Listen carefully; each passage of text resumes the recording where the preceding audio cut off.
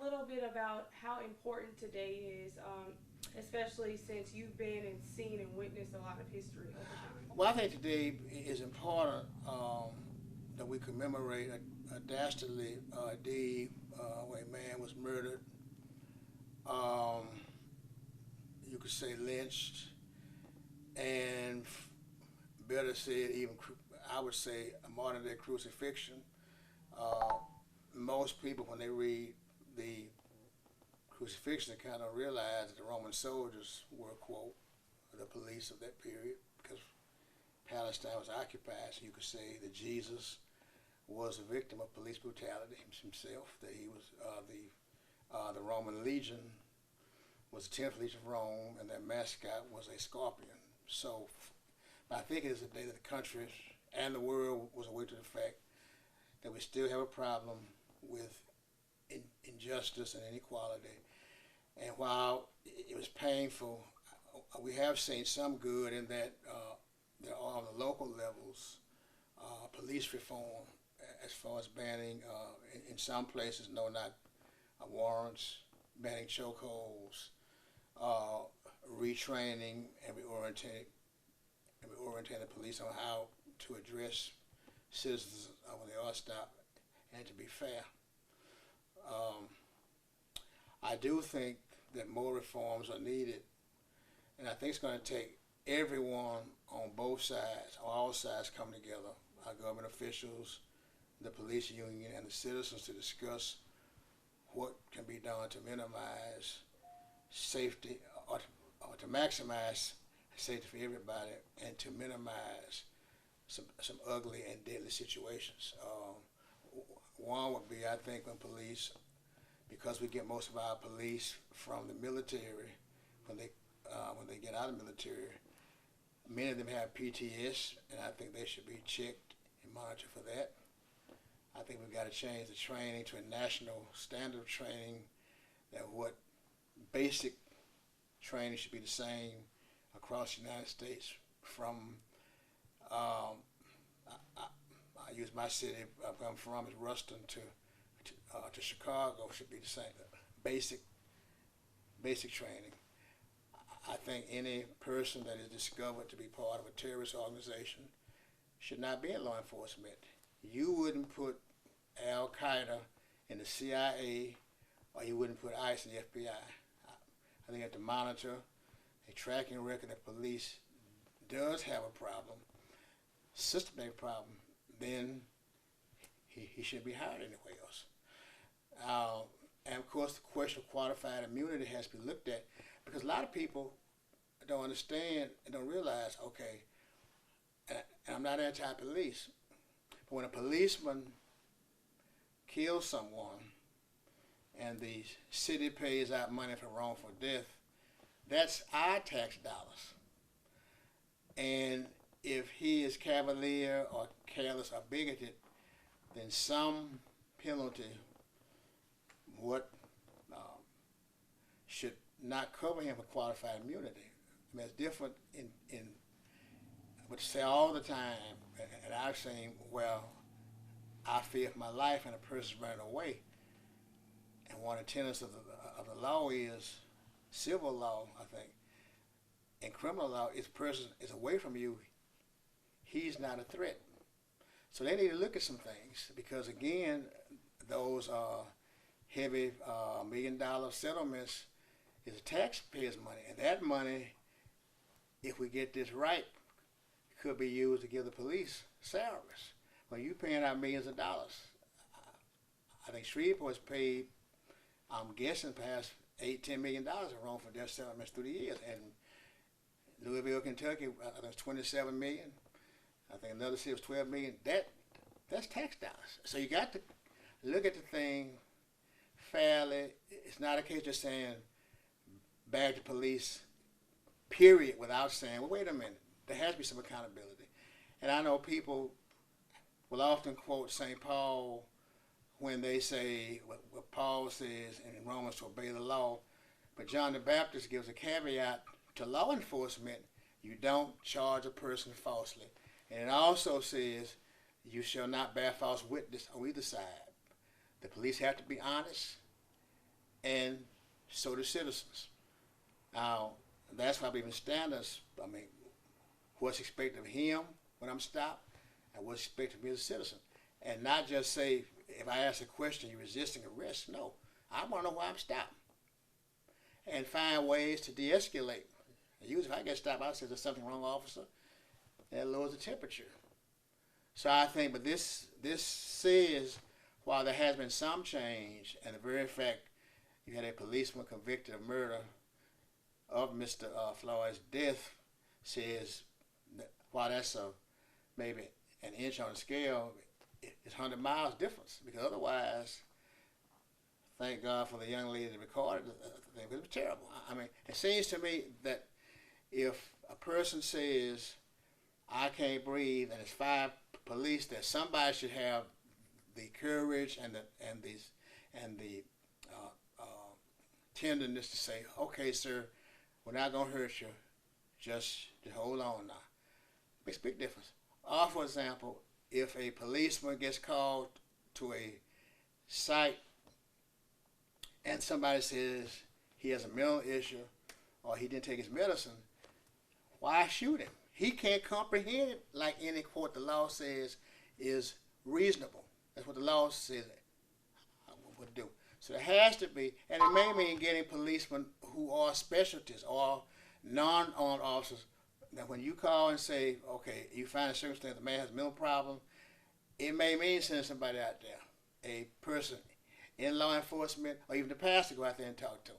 But it doesn't have to end in deadly force. Because I've seen situations on Facebook where the person was worse than, the person fought the police, jumped in the car and drove off. He lived to tell it. Or Dylan Roof killed 9 people. He gets a hamburger. So it's a basic stop. You get shot, and you really don't know what to do. So I think, but you've got to stop the insanity, and I often say injustice in a society is equivalent of gangrene in the body. It will ultimately destroy it. And we don't want that. So I think this is not a day of it's a day of reflection, how far we've come as a nation and how far we need to go. I applaud the police. I pray for them. I remind them they got back up, call the Lord. It is stressful, but at the same time, everybody's under stress. And it does not give you, I don't think, the right to. I mean, I know it's a split second, but some policemen, do have implicit bias by what they see on Fox News or what they heard, or they talk stuff without saying. So there's got to be some change. Otherwise, we don't make it. And if you got the trust of the community has your back, you'd be surprised at the difference they're making fighting crime, the real criminals. But don't assume I'm a criminal because of my skin color. Because you've been, and this whole issue of white supremacists and omniscient police undercover has to be dealt with. Because I always say, people sometimes say, well, we ought to have a civil war, well, a race war. Look, folk going down both sides. Is that, as Christ said, count the cost. So, start by telling me, what does today mean for you? How far has we came as a nation from last year? Well, today marks 1 year of the death of George Floyd, which we obviously are aware of. But for me, it also marks a year of lack of change in our city's justice system. Shreveport police have been responsible for the deaths of multiple people, including Tommy McLaughlin Jr., Anthony Childs, including Wavy Austin, including a myriad of other people who have been killed at the hands of police. So for me, it symbolizes that while we were fighting in the heat, in the sun, and standing in solidarity for George Floyd, and while we were also standing in solidarity for those lost in Shreveport custody, we still have not gotten to where we want to be yet. And so for me, it symbolizes that there is an opportunity for our government and for our local leadership to do what's right and hold accountable those officers and those leaders who have been non-actionable in our mission. So so for you, it's a day of how far we haven't come in Shreveport. Essentially yes. And so what do you want to see done? What are you going to continue to fight for? I'm going to continue to fight for them to reprimand the officers and reprimand the Civil Service Board for not holding accountable those officers, for letting those officers essentially get away with murder. There are a ton of officers who have a history of brutalizing and victimizing the community that they're designed to serve and protect. There are several people in leadership, particularly Ben Raymond, particularly Steve Prater, particularly other people who are in leadership positions on the Civil Service Board, who continuously do performative things, right? They want to have these town halls and these discussions and discuss with the community what they think is best, but we've been telling them for over a year. We've been telling them for over a decade. We have a Confederate monument that is right next to a tree that's nicknamed Bloody Cattle because it used to be the tree where they used to hang a lot of black people publicly. So they know what the issues are. They know what the solutions are. Why aren't the things being done? I don't want to see Ben Raymond become our next sheriff, which is something he's being groomed to become under the leadership of Steve Prater. Steve Prater has invested in the private prison system so much so that we were the laughingstock in D.C.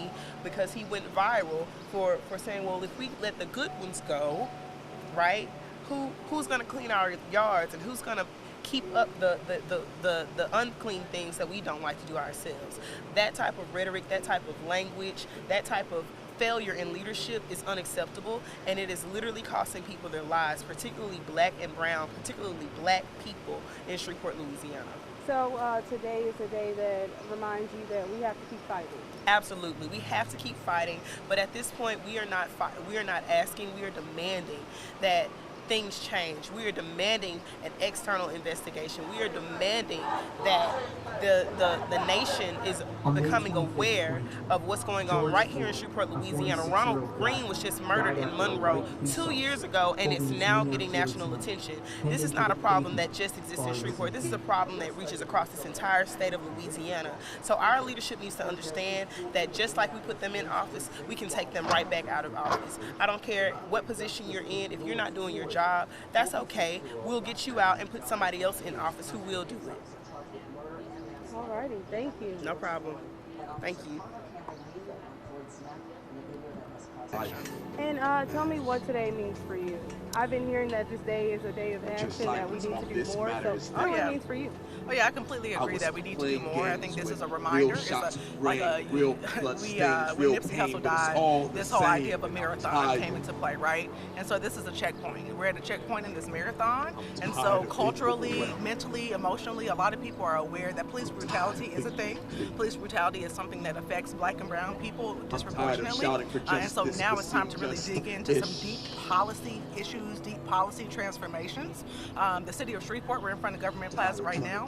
The mayor of the city of Shreveport did pass policies such as banning chokeholds, but we have to recognize that police brutality is state violence. And when we talk about state violence, we're not just talking about police and citizen interaction, we're talking about all government interacting with all citizens. And so we have to talk about education inequity when we talk about police brutality. We have to talk about health inequities when we talk about police brutality. We have to talk about mental health when we talk about police brutality and funding. And so we have to recognize that, yes, we've made it a year. We got a positive outcome when it comes to the verdict for George Floyd, but we're in Shreveport. And so we have to remember also Tommy McLaughlin. We have to remember also Wavy Austin. We also have to remember Casey Simpson, who died under very suspicious circumstances at Cattle Correctional Center. And so let's keep up this energy that we experienced during 45 days of action, but we have a very long way to go, and we have to learn more. We have to recognize, what does police brutality mean in terms of government and citizen relationship, and let's strengthen that through accountability and mobilization. And so how do we use this day to honor those who lost their lives because of police brutality? I'm so glad you asked that, because I think that this movement really has to be both retroactive and proactive. And so the retroactive piece is really honoring and healing for those that are family members and those who have been impacted by violence. And so when we are recognizing that, we have to realize that there has to be social services that are available for family members who have been impacted by police brutality. Again, we're talking about state violence, so this violence is perpetrated in so many ways. There are also victims of gun violence, and they are victims of poverty many times. So we have to really honor that by having social services in place that really promote healing and really promote counseling and promote safe spaces for people to really grow. And then we have to be proactive in this movement. And again, that's the policy piece. That's making sure we prevent Black and brown young boys and girls, families from experiencing this ever again. And that's where the accountability comes into play. So it's just really important that we think about this in two ways. And I have one more question. I just want to make sure you're still free. Okay.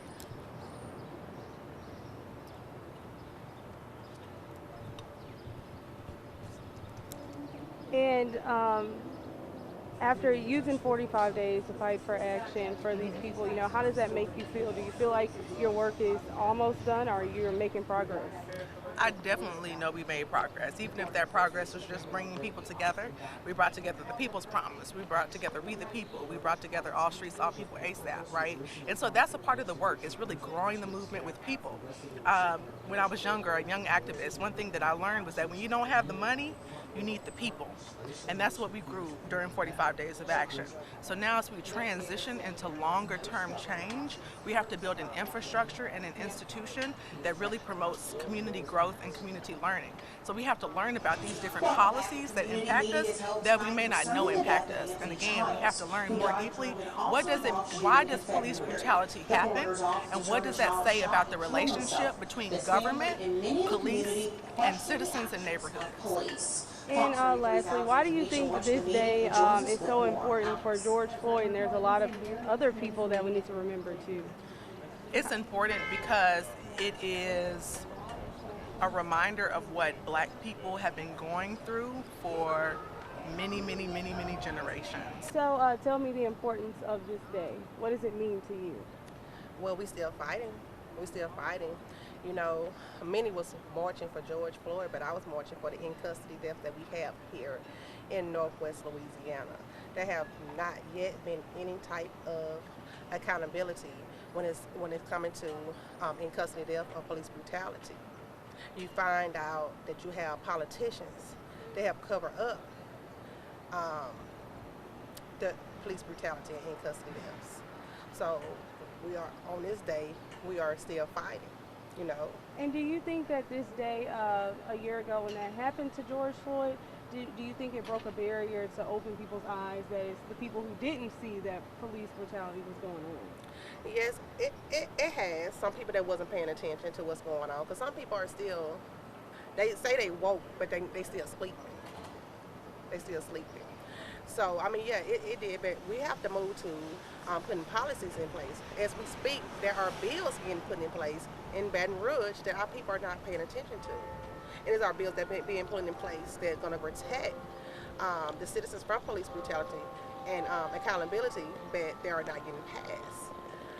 So, I mean, our people need to understand we got to pay attention to what's being passed. We can help lobby these bills. We can hold them accountable.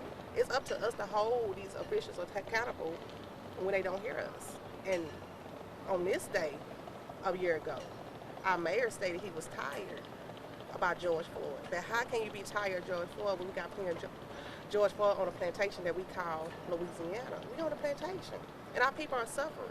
You have it in Monroe. They have 9 in custody there within 2 years. That's unacceptable, and no one has said anything. We had it up there too.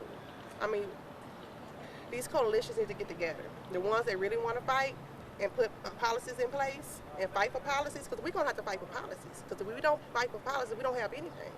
And we got to put the right people in place. We don't have to wait 4 years till they get out of office. We can do recall petitions and get them out of office. And if the next one act up, we replace them too.